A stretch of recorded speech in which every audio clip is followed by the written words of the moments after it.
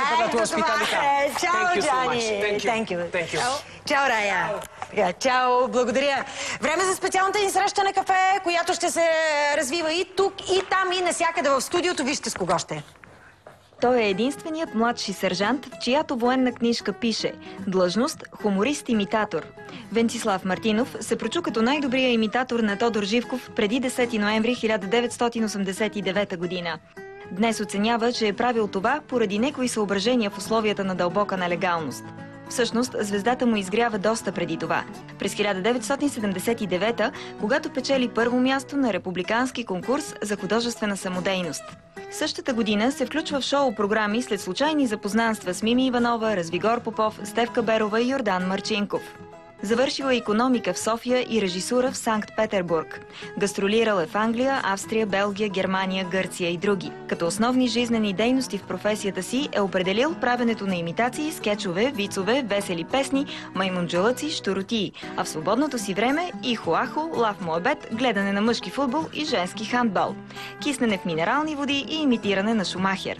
Вицът за него е начин на живот, оптимистичен реализъм, който за съжаление в днешно време не се развива, защото политиците разплакват българина.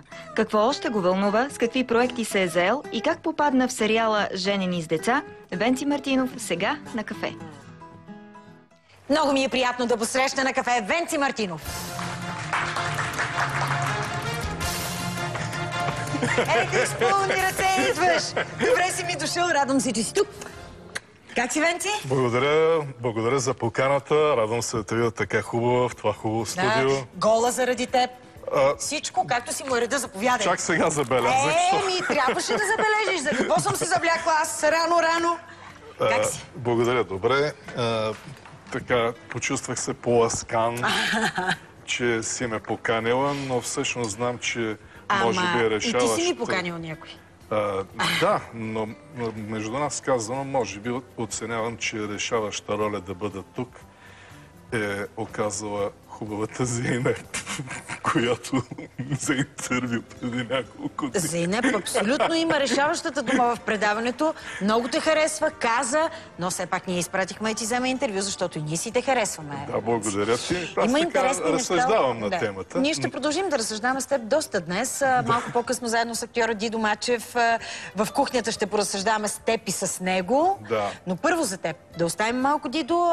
Има интересна история с сериал "Жени с деца", но ако искаш и това, когато Дидо дойде, защото и той е включен в "Жени с деца" сериала. Снимали си там. С какво занимаваш напоследък, ми кажи? Значи в актьорската сфера едни нови моменти. Това са спектакли за деца, одобрени по проекти към Министерство на културата и Министерство на образованието. За най-малките, казват се "Веселата гора", предстои премиера. Това е много хубаво. Това наистина е ново. Много е хубаво, да, ако така младите майки да слушат, защото децата им ще се радват. Добре си го измислил. Да. Така. И друг един спектакъл направих с мои колеги, посветен на Георги Парцалев, с заглавие за Георги Парцалев с любов и усмивки. Много весел спектакъл, също посветен на неговата естрадна дейност.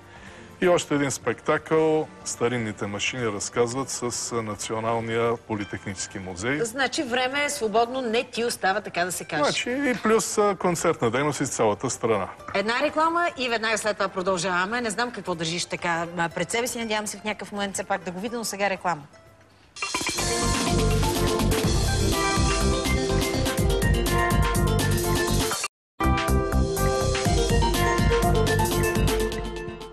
С Венци Мартинов е специалната ни среща на кафе днес. След малко в компанията ни ще има още един специален гост. Сега обаче ще те върна към това време, което всички си спомнят. Ти имитираше непрекъснато Тодор Живков. Имаше и други негови имитатори, но хората те помнят с това. Днес, преди малко в едната от закачките към мен, които Зейнеп е снимала, каза, че съвременните политици разплакват и не им е весело на хората. Никой ли не те провокира да го имитираш? Да, точно така. Като че ли, може би, онова малко по-революционно време, което народа сменеше много ярко, контрастно социализъм с капитализъм и всички жадуваха за нещо интересно, като че ли по-остави някакви ярки следи. Сега пак има възможности, между другото, за такива репризи, но вече не ми е ясно точно какво ще, защото забелязвам, че примерно 10 колеги имитират Бойко Борисов във всякакви предавания. Може би е лесен за имитиране, да ти кажеш. И така нататък.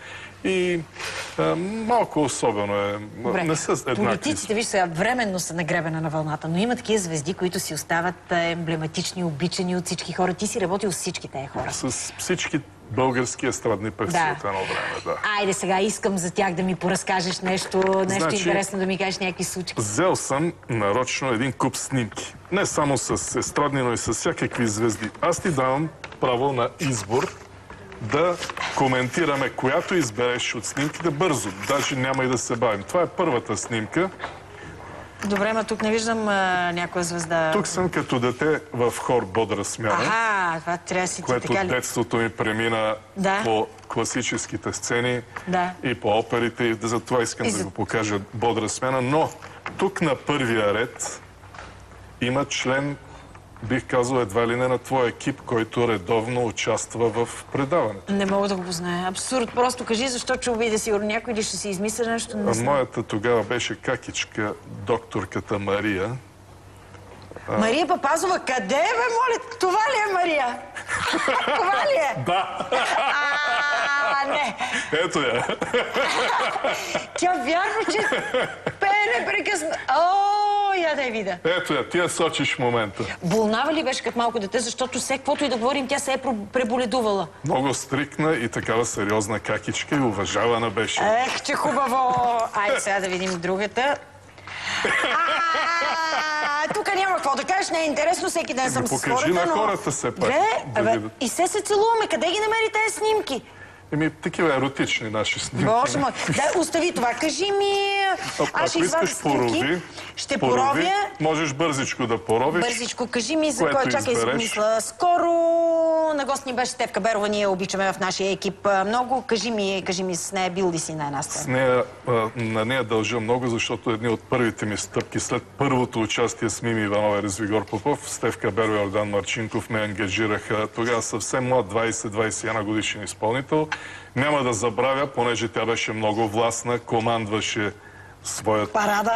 своята половинка Йордан Марчинков. Един път в гримьорната сме, той каза: Венци, Стефка трябва да се облече, че излизаме на сцената. Моля те, излез да ни пречиш. Тя обаче, голяма командаджийка, каза: Данчо, ти излез, той ще стои тук. Кой, колеги, подсетете ме скоро, кой Панайотов скоро беше при нас? Пътувал съм много с него, но най-много съм пътувал в казармата, когато бях в ансамбъла на строителни войски с много голяма група популярни български изпълнители. Тук има черно-бела една снимка. Я така порови аз да видя. Така. Момента е тук да видя дали беше. Не. И тук можеш ли да познаеш кой е най-дясно преди много години? Най-вляво. Силвия Кацарова. Силвия Кацарова, ето. Боже, не, аз и на Катя и на Здравко видях една снимка, пак черно-бяло. Това 84-та, 5-та, 6. ми кажи нещо, с нея пътувал ли си? Пътувал съм, но сравнително малко, не много. Имах щастието и с нея да пътувам. Спомням си един път на едно турне, че тогава предишното ми куче Тото изкъса черопогашника малко преди да излезе. Да, ето е тук една черно-бяла някъде. Още можеш ли да видим черно-бели има ли? Има черно-бели, ама сигурно съм ги разбъркала някъде, не знам. Защото искам да ти покажа и нещо друго. Бързо ми покажи, защото искам сега да поканя и някой друг. Добре. Ето ни с много популярни футболисти в Люксембург. Да, ти с... Политическите президента да ги прескочим, нали? Политическите ги... Аз съм фотолюбител от малък. Много обичам да правя снимки. Направил съм една снимка с фотоапарат смяна 8 преди години. Нищо вероятно не ти говори, но ще ти кажа. Аз съм тогава бил на 20 години. Стадион Христо Ботев в Благоевград. Първия матч в А-група като професионален футболист. Първия матч на този човек. Той чества 50 години преди няколко дни. Наско Сираков. Това е снимка с моя фотоапарат. Влиза на първият си матч, който играе официален в отбора на Левски. Чакай поне да покара в нашата компания. Дидо пак може да ми разкажеш нещо, ще му е интересно и на него, но Дидо Мачев ще дойде при нас. Къде ми е? В гръб някъде трябва да ми излезе. Ето го! Видя ли той човек какви снимки извади, не можа? Добре си дошъл. Излъх го, че заради него съм съблякла гол, заради тебе, заповядай. Заради мен или заради... Той се чува и видя. Ето е тази снимка, преди да продължим разговора. Виж, тя от преди 30 години. Тук сме в ансамбъла на строителни войски. Можеш и да разпознаеш супер популярка, не можеш да разпознаеш. Никой. Не. Значи тук са цялата тоника Гого Найденов, тук е новата тоника Драго, Милица Божинова, Краси Геомезов е на тази снимка. Ето ще оставя да гледат хората, ако разпознаят аз не мога. един куп известни изпълнители. Хора, как попаднахте в Жени с деца? Еми как? Всъщност там се запознавате и се усещате, че да, съвсем, че е много приятен. Обаче как попаднахме, понеже ние имаме по принцип да знаеш договор да не казваме нищо, значи в момента някакви общи приказки, например, защото пише там, ако кажете това, 10 000 лева глоба. Много четеш, бе, ако кажете това, 15 000 лева глоба. Ти си ги прочел, не казва, ще питам Дидо, той ще ми каже. Кастинг, както обикновено става, някой се сетил, той човек може да ми свърши работа, викат ни на някакви кастинги. Отиваме там, правиме се това, което ни кажат там. Играем нещо. И можеш всичко да направиш така, да. И съответно ни одобряват, отиваме, снимаме и готово. Имало е някаква... Какво снимахте? Няма да ми кажа, въпреки че виждаме ние колегите пускат кадри. Не, защо? Аз, какво да не кажа, аз играя полицай, той играе един готвач. Това не можеш да го скриеш ти с униформа. Да, с униформа, как да го скрия това нещо? Готвач? Готвач приятно е. Тази роля... Може само да кажа такъв готвач, ако ми изготви с тази кърпичка на главата, няма хапне. Извинявай, Венци, че го казвам, иначе ще ми е приятно след малко да влезеш в кухнята, но този вид с потничето и с кърпичката на главата не ме радваш много. Има някаква изненада там по време на снимките? Има ли нещо такова? Значи, получи се една много интересна извънредна такава ситуация, която аз мога да кажа началото. Той може да довърши. Значи, имаше си реплики, всичко репликите свършват, но това е човек, който е с дългогодишен опит. Между другото, искам да кажа, че аз за първ път снимам какъвто и да е било филм, телевизия. За първ път снимам във филм. Да. И след като свърших репликата, но той каза играехме на таблата. Да. Той каза една друга реплика, е така в движение някак си я каза. Ти хвана? Пълна импровизация, защото това го няма по принцип. Няма сценарий. По сценарий го няма това. Даже той реши, че са спрели камерите, така го каза. Те играят табла двамата с колегата и аз ги гледам, защото сме досъка малко. Викам, айде фърли един дюшеш, бе. И той взе, че фърли дюшеш. Ние бяхме наистина, защото беше уникално. Да бяхме го поръчвали специално да нагласяме зачета, нямаше да стане никога. Нито има така реплика, нито нищо. Той изведнъж вика ни в клини в ръка, аз мисля, че са спрели камерите. И това снимаха ли го? Не знам. Казаха, че са го заснели. И той каза, фърли един дюшеш. Браво на теб сега. Ай, фърли едно готвене сега. Ще го фърли. Ще почваме ли да готвим? Ще почваме. Да, остави го. От това, защото да знаеш, ти ми каза, нося турбичка. Не е просто, че си нося нещо за закуска. Тук тази турбичка има един подарък за тебе за готвене. Това знаеш ли какво е? Не, надявам се Елица да знае, ако искаш да я питаме, никога не се знае. Това, ако спре тока и няма миксер, е народен миксер. И това нещо се казва, знаеш ли как, понеже е народно името му, дано запомниш, Джурулек. Джурулек. Знам, с това се разбива коприва. И с това става. Джурулек. И оттам май джурка. Подарък за екип. Дидо, ставай да ходим, защото в теб ми е надеждата. Нищо, че той играе готвач. Аз истината, която знам, е, че Дидо може да готви, а ти си импровизатор жесток. Да, нещо такова, но ще гледам отправа някакъв. Венци може да крие някакъв талант. Мили ми момчета, аз, Елице, моля те, вложи целия си чар, сладкодумие и да им обявим един дуел. Чакай сега, кой къде ще застава тук? Чуйте сега. Дайте един дуел да ви справим. Ще готвите пиле. Елица, имате най-добрият тук съдия, който ще застане. Аз съм готова тук да обявя критерии, по които ще се състезавате, да речем бързина, креативност, чистота на работното място. Ей, такива едни неща. Добре. Атрактивност. Добре, ето Дидо каза, добре, кажи добре. Добре. Добре каза и Венци, готови сме. Арбитър, дай бързо параметри, работи, неща. Доколкото знам... Това нещо ще...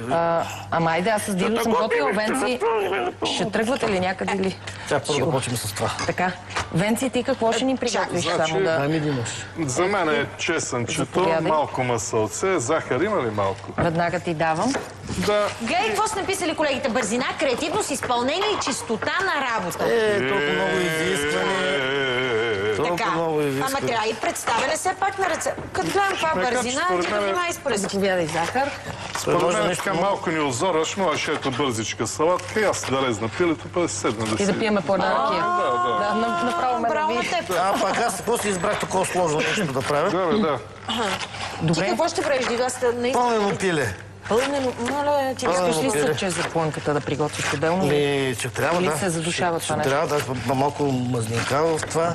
Ти чесън, че Да спили. сложим... Аз да ти Аз си ще правя едно честново такова, като в което ще се сложи пилето, да се позапържи и да стане след това. Ще видиш, измисля се една. Ама става хубаво. Не, в това ще стане. Ако не влезе цялото пиле, може и в малко по-голям. Бе, те пилета не са Трябва много да, за големи, нещо като видя. като задушаване, нещо. Цялото пиле Ама сложи. не с това Без отгоре. капак. Да. Да. Добре. Искаш ли Добре, мазнина? слагаме мазнина, за да сложим още пиле. На тебе кажи колко. Слагай още малко. Виж сега, за Дидо разбрах, ти очевидно пазиш в тайна рецептата. Едно с чесън такова и с пилето каза, че ще е рецептата.